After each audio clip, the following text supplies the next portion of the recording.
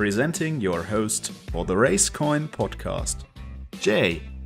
What's going on, my Racecoin fans? I'm here with Adderly, a driver from Hong Kong. Welcome to the show. Hi, guys. Thank you. What's it been like being a racing driver in Hong Kong? Like, what sort of opportunities are out there? It's quite different, quite difficult, I would say. I think I started at a time where it was quite a new sport and not really a sport that was really well known. Back then, the internet was just starting to pick up. YouTube was social media platforms. So, yeah, I remember the first time I opened my Instagram account, and the first racing pictures I put up were already a couple of years into my racing career. So that worked good in a sense. I was able to get a lot of my news out in terms of different race wins, championships, and stuff like that. But yeah, it's been quite interesting. So it's obviously quite, you must have started really early on, right? I mean, how's the traction been back then compared to now when you are still kind of using social media? It's nice. You get to reach out to a lot more people, especially in China. They have a different type of social media. They have their own apps. So being able to use both from Hong Kong, because we don't have any censorship on internet.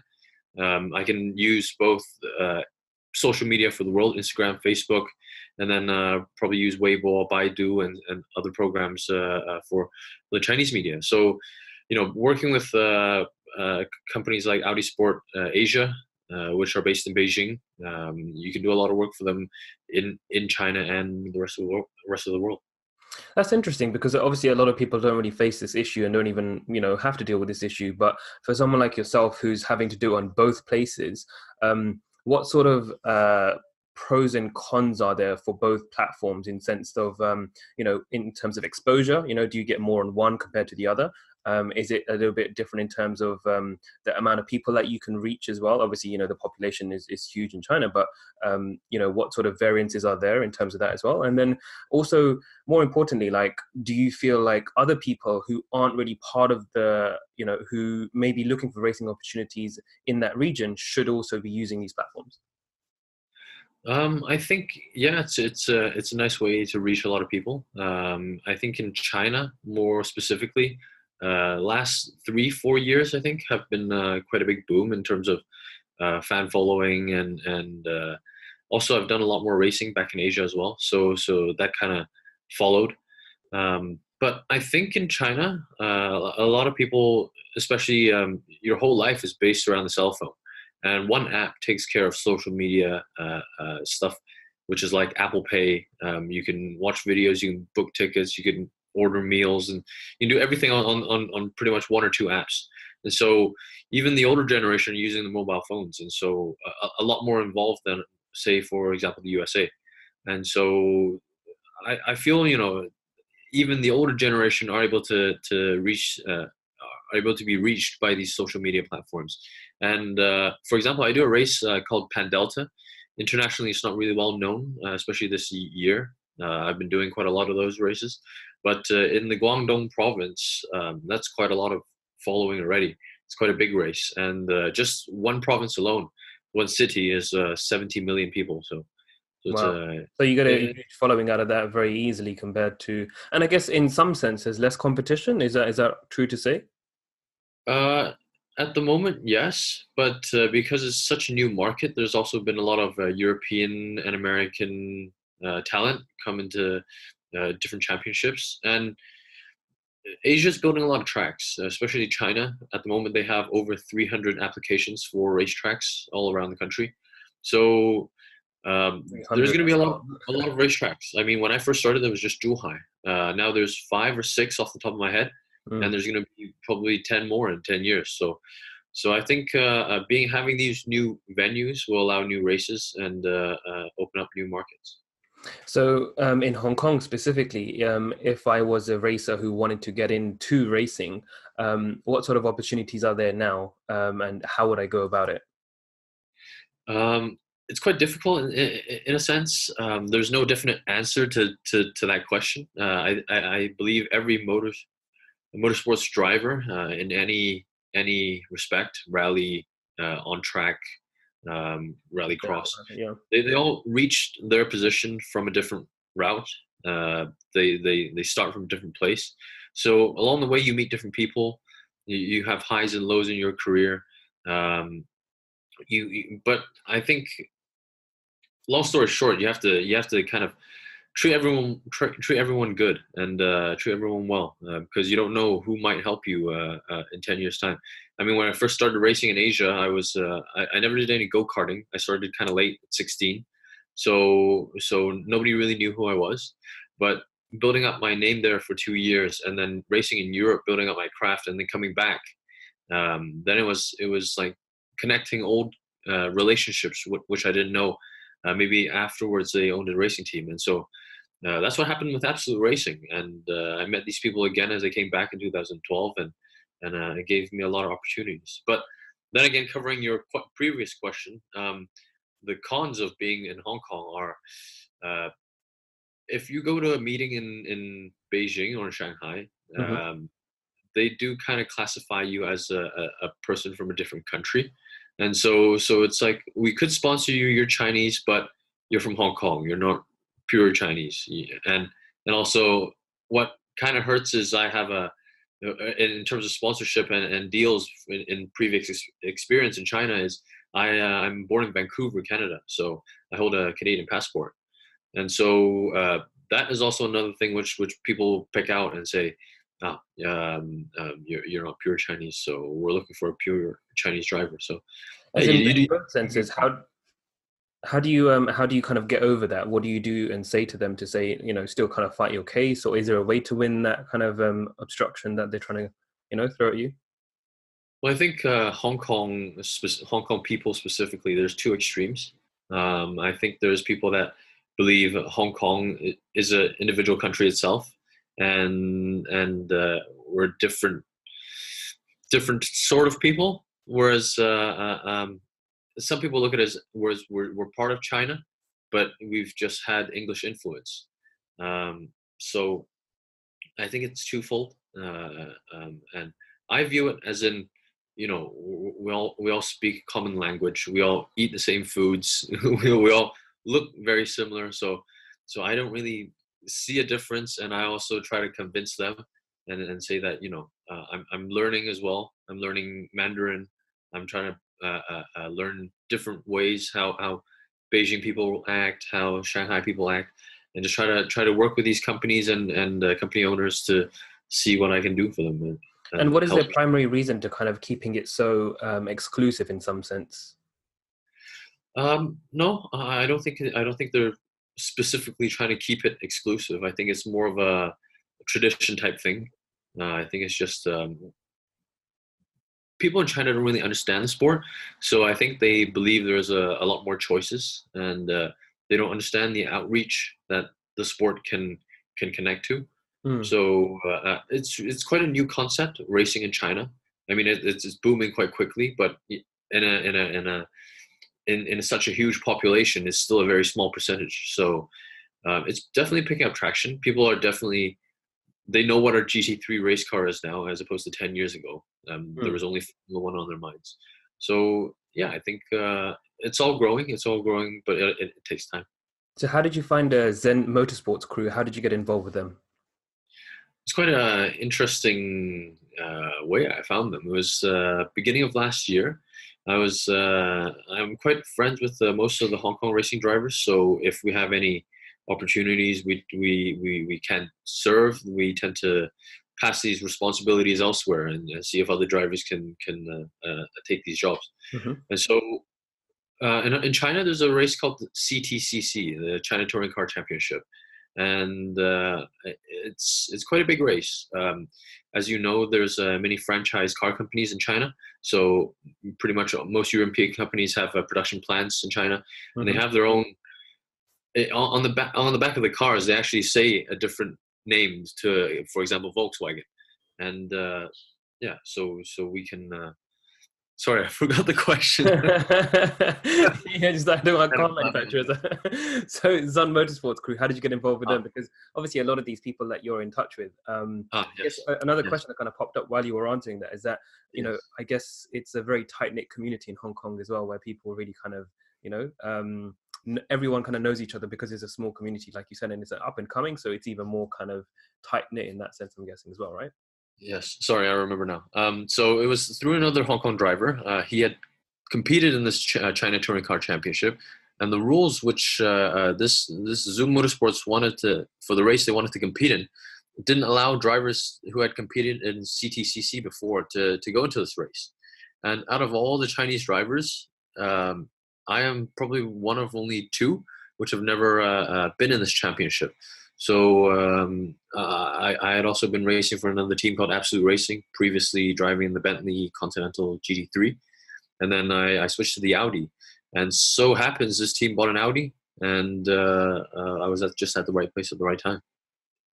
I guess that's a story that I've heard very, very commonly across so many drivers that I've spoken to. It's a lot about being in the right place at the right time, because you know it's interesting that opportunities kind of just seem to come on a very spontaneous basis, based on people that speaking to the right people, being in the right place at the right time, and so no one seems to ever give a real trajectory or a pathway that is common for numerous people, or even between teammates or anything like that, or even people from the same country.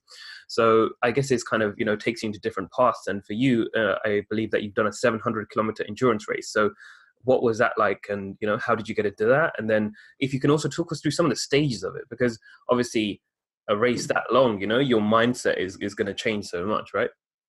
Yeah, it was quite a different race.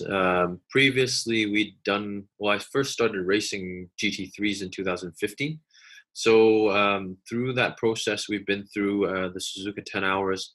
We've been through 24-hour races, 3 hours, 6-hour enduros. And we picked up a lot of experience there. Small details, how you put on seat belts, how you change drivers quickly. And the race in January, the Zhuhai 600 kilometers, it was in terms of regulation, it was quite easy. The level of drivers wasn't so high.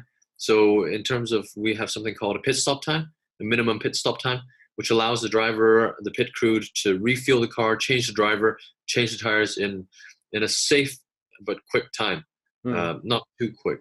So you're not rushing to do your belts on. The fuel man's not rushing to put the fuel hose in. There's always at least 10 seconds to spare.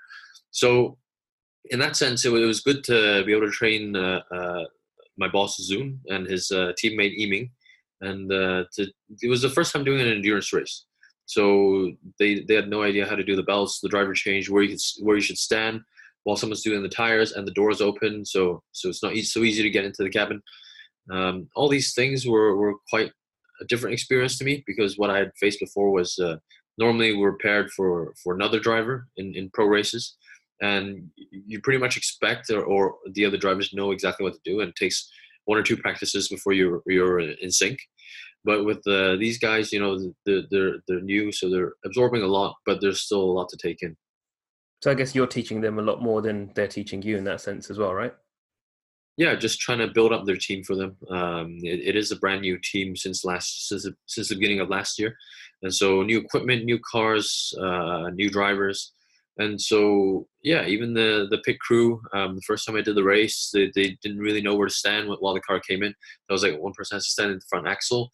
Nobody stands in front of the car, because sometimes the driver might miss the braking point, and that might cause an accident. So just teaching them safety principles, stuff I'd seen before, ways to improve, and just trying to lead the team in the driving sense. So obviously a race that long, right? What kind of experience is it in terms of when you initially start? Like, are you a lot more kind of in the zone, excited, and what kind of goes through your head at, like, let's say 300 kilometers in compared to the end? I think at any endurance race, most drivers go into the first lap in the first corner thinking, you can't win the race in the first lap, and there's more to lose there than there is to win. So you could damage your car, and then have a struggling car for 600 kilometers, which is 3 hours, I think, 4 hours almost. So generally, people give each other quite a lot of space. In the Pan Delta 600 kilometers we had quite a fast car. It's basically a GT3 spec without VOP. So at the beginning of the race, we already had a quite a good lead into the first corner. So for me, it was quite easy to maintain the lead and then pull a gap. But yeah, it was just nice to be able to see. Previously, the Pan Delta races were 10 laps and 15 laps on Saturday and Sunday, respectively. But this is the first time they've done a full stint, for example, which was 45 minutes. And if you do Asian Le Mans or, for example, Le Mans races, then your stints can get up to 1 hour. Or if you're going to quadruple stint, it's almost up to 4 hour stints. Yeah, I mean, it's crazy how long these stints last. Sometimes, like how do you even concentrate for that long? It's amazing. I mean, what kind of things do you do to build up that sort of concentration and to be able to focus on driving for so long? I think motorsport is like any other sport. The more you do it, the more you practice, the more perfect the more closer to perfect your driving skill becomes. Um, I don't think there's anything special in that sense. I mean, there are freak talents. There's 1% of people, but like any other sport, it's just practice. The more you do it, the more you repeat the process, the more you build up muscle memory, and if things go wrong, you learn lessons, and then you learn not to do it again. Yeah, it sounds like you've really kind of not only been in the sport a long time now. You've been all over the world. You trained in Europe. You've had races in China, Hong Kong, places like British Formula 3. You've been in Macau as well. Like you've competed. You're a test driver for Lotus F1. There's so many aspects to your life and so many things you're doing. How did you secure some of these things? Like, for example, being a test driver. Or getting the opportunity in Europe, things like that? Well, I was as I first started at 16, I was already kind of in a race against time. Kids in Europe start 3 to 6 year old. Yeah, I know, it's crazy. It's literally born. The helmet's wider than the shoulders, but then they can, by the time they're 16, which is the age you can get your racing license, they've had 10 years of racing experience. And so when I was 16, I started from zero. And so basically by 18, which is when drivers get into Formula 3 and start winning races, making their name, and then probably 20 to 24, you're getting into Formula 1. That is the general path. So at 16 to 18, it was kind of like learn as quickly as you can in Asia, and then see if you can go race in Europe and do schooling at the same time. So yeah, I just finished middle school, was going into university. So it kind of worked out. British Formula 3 back then was the it was one of the strongest championships with 30 cars, and it just seemed to work out. I was going to university, so why not stay in the UK and race in the UK? That was quite a learning experience because we tried to do it at a budget. I still had the support of my father. Being the third year I'd ever raced, my results weren't great, so finding sponsorship was quite difficult. But yeah, he supported me. We found a really cheap Formula 3 car from Manor Motorsports as they were going to Formula 1. So we picked one up. We got an engine lease, and then we picked up a really cheap race trailer, opened a private company, and then tried to run a race team, get a few of the guys which I raced in German Formula 3 with. And after that, opportunities came. I met people in Hong Kong which wanted to support me in my pursuit into Formula 1. And then, yeah, it was GP3, did tests in GP2. And I met a manager from Italy, and he told me there was a chance with Sauber, and they were looking for a third driver. So took that opportunity. They said I could get the super license at the end of the season with one of their older cars. So took the opportunity, found the right people for the backing, and it all seemed to work out. And pieces fell in the right places at the right time again. Again, yeah, it's a common thing that happens, I guess, when you're meeting so many random people from so many random places, things just kind of come together sometimes. So I guess now that you've obviously had such a illustrious career in various parts of motorsport, where do you now place your dreams, and where do you hope to compete more and see yourself maybe in the next 5 years or so? Well, when I was doing the Formula stuff, getting into GP3, GP2 Formula One. Specifically getting into Formula One, I felt that they were just releasing the ultra soft tire, and it was quite a tricky tire to handle. And so it was such a soft tire that you weren't able to warm up the front tires. By the first sector of the lap, you'd have an understeering car, and then the second sector it would be balanced. By the third lap, you were struggling for rear grip, and the car was really difficult to drive. And so by GP3, some drivers were struggling to finish 40-minute races because of tire life. And I felt that when I first started racing, it was all about fast-paced, flat-out laps, get to the finish line as quickly as possible. And that's what I trained in Formula 3. But getting into the world of Formula 1 and driving on Pirelli tires, it was all about tire saving, tire strategy, how to manage your tires, not necessarily driving quick. So heading into Formula 1 and being able to see the top of the mountain and see that was what it was like, I kind of considered for a long time if Formula was what I wanted to continue, or if I was just beginning GTs as well, if GT was a good route to go. And so I picked GTs. Also, it was difficult to find enough backing to get into a Formula 1 race seat. So I felt I could do good in GTs. And the first year getting back, I was almost, I was 1 point from winning the Audi R8 LMS Cup Championship. And then I managed to win it the second year. And I thought, it's so much better in terms of results in GTs. So why not give it a shot? And so I felt coming back to GTs and driving a heavier car, it teaches you different things. You're able to feel the cars different. And I feel in GTs, even if you do not have the best car, the driver can make the difference. Whereas in Formula, in most Formula championships, the best car wins. So there's less of a difference in terms of what the driver can do. So that's why I switched over to GTs and haven't really touched a Formula car since the Lotus Formula One development program. But it's been quite interesting. It's taken me to the US. Curiously enough, I haven't been racing in Europe with the GTs. I think it'd be quite interesting to combine my GT knowledge from Asia and my track knowledge from Europe together. I think that would be a question I'd like to answer myself. But I think the ultimate goal for me, I think, is the Nürburgring 24 hours. If to be able to win that race would be the ultimate honor.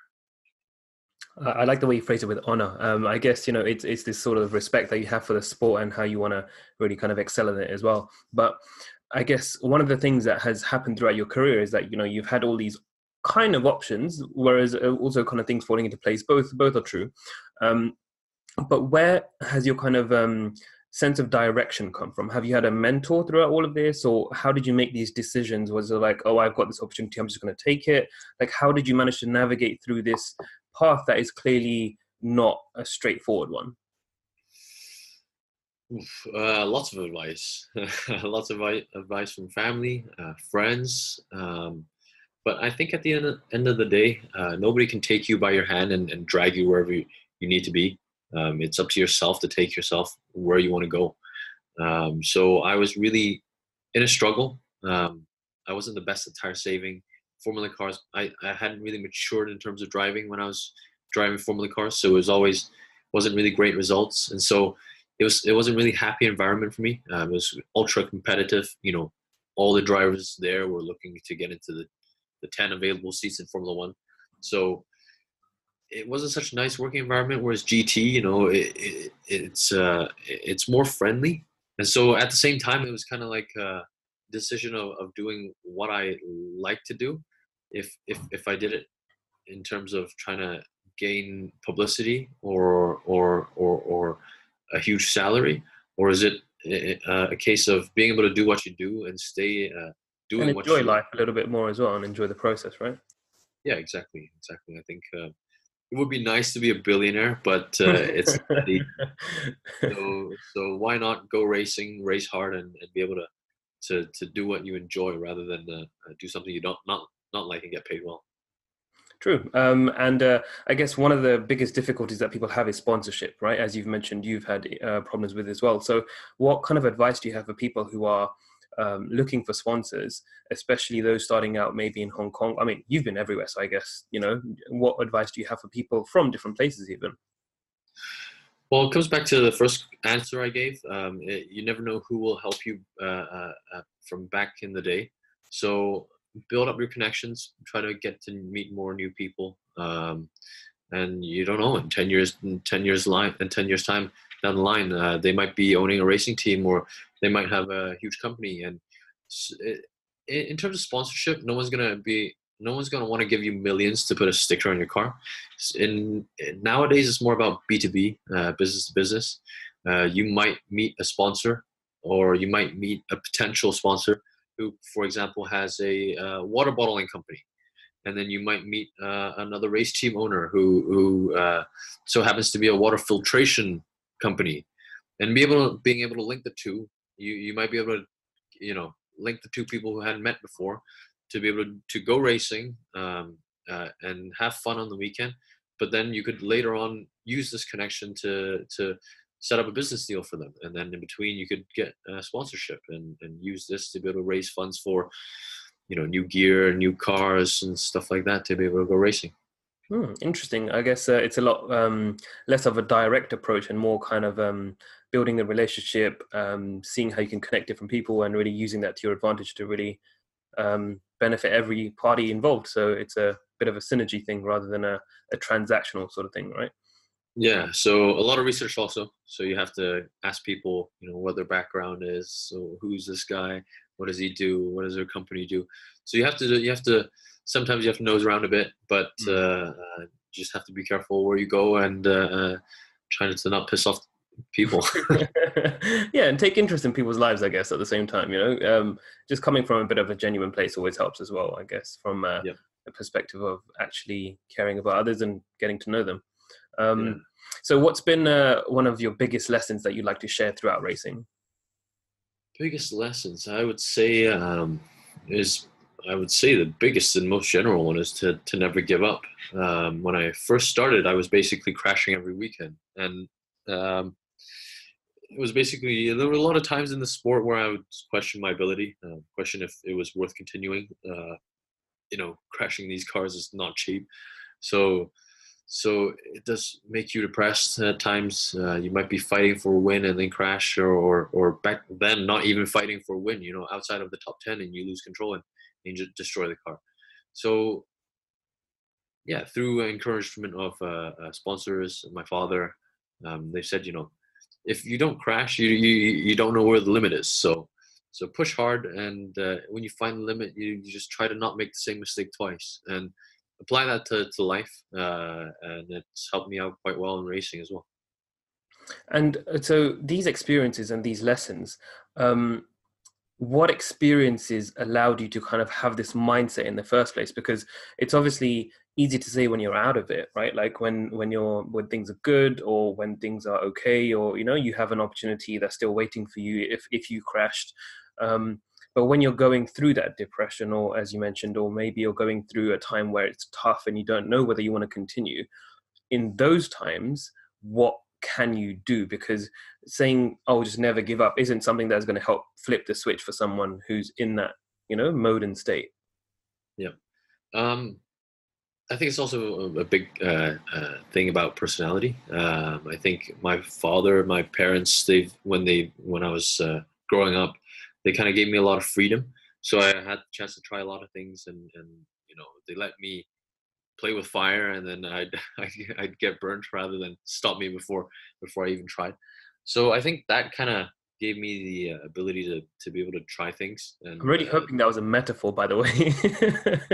yeah, more of a metaphor, a little bit of reality, but you just it's more of a parenting thing, I think. We've been given the mindset, quite an international mindset. Try first. You never know what you're going to find. And through Formula 3 in the UK, I've also had a mental coach by the name of Helen Money in Oxford. So she's really good. She helped me back in the day build up confidence, self-esteem. So she taught me different things like visualization, what you do before the race, how you Imagine laying on the floor, for example, like in the movie, Yeah. What was that you're film timing again? yourself to a qualifying lap. Rush. Yes, that's And one. Yeah. other things like that. If you get nervous before the race, visualize yourself as a spectator outside of the car. You're looking at the first place car. You're looking at the 10th place car. You know, your attention's everywhere. So just try to do your own thing and do it to the best you can. And if you do, then chances are you won't regret it. So. Awesome. I think that really sums up genuine advice that can really help people. And it's been a pleasure having you on the show. Thank you. Thank you so much for your time.